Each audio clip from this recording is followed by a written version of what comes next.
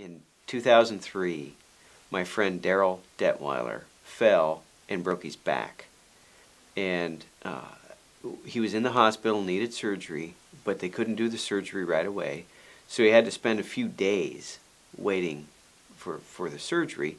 And in that waiting period, he had a reaction to some medication. And his temperature shot to 108.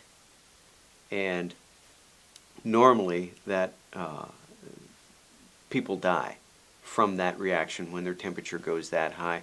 But due to the grace of God and because of some pretty good work by the doctors and nurses, he survived it, but it left him in a coma.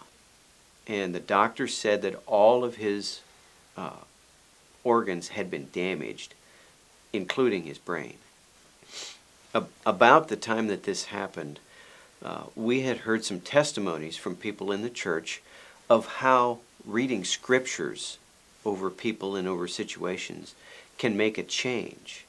And so Linda put this into practice. She began to read scriptures over Daryl.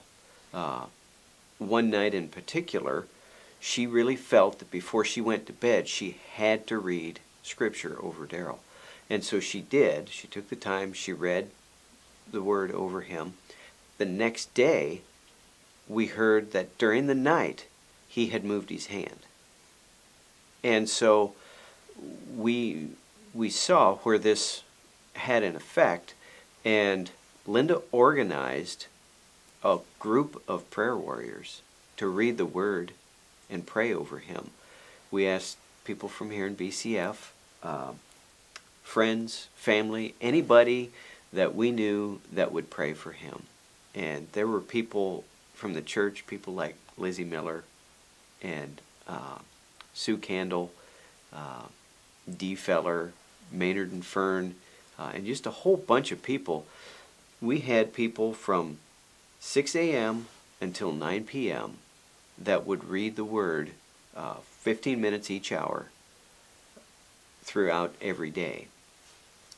And when we started doing this, right about the same time that we started, his main doctor, Daryl's doctor, came in and told his wife, Daryl is brain dead. There is no brain activity at all. He will continue to live in a vegetative state as long as he lives. And we didn't give up. We kept praying, we kept reading the word. 2 weeks after that event, Daryl was out of the ICU. He was off of the ventilator.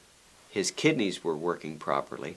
He could move his hands, his head, and his feet. But most of all, his mind was there. His mind had been completely healed. He could remember things that happened years before. He remembered that I lost his favorite fishing lure a few years before when we went fishing. He still had that same ornery personality that he had before. He was the same person as before. God completely healed his mind, and we believe it was because of the prayers of these prayer warriors.